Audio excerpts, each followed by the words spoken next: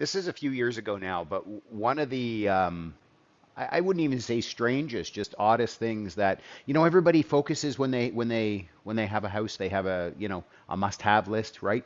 And this was a few years ago now, and so this couple I was working with, they had a particular must-have um, in the homes that we would tour. Now, Mr. Buyer was a bit older than Mrs. Buyer in this case, and he was heading into retirement, and she was still actively working. And so we did tour a number of houses. I mean, they weren't crazy buyers where we would have to tour 50, 60, 100 homes.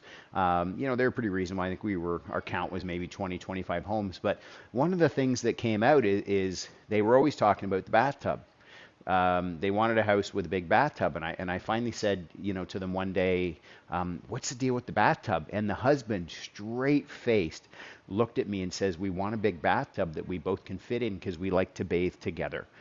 And it just cracked me up because that was their deal, right? His thing was he was European, and what not was is European, and he would every morning he would bathe and he had a TV set up in the bathroom, and he would watch a couple shows while he was soaking in the tub, and then of course they liked to bathe together. And the other thing that they had, which I found was so interesting and amusing, and they were such a fun couple. And the other thing was they wanted a bedroom big enough that they could actually put a stripper pole in it, because she was really into that style of working out. In fact, my partner went with her to a pole class, I think once or twice, and so they invited me to come back for their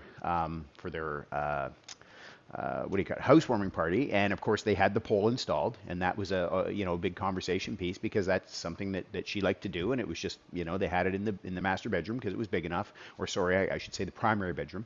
And if I'm not mistaken, they actually had a reno done and actually had increased the size of the tub that was there, but the bathroom was done out with complete with TV, so he could have his morning soak, and of course the tub was, they allotted for it to be big enough.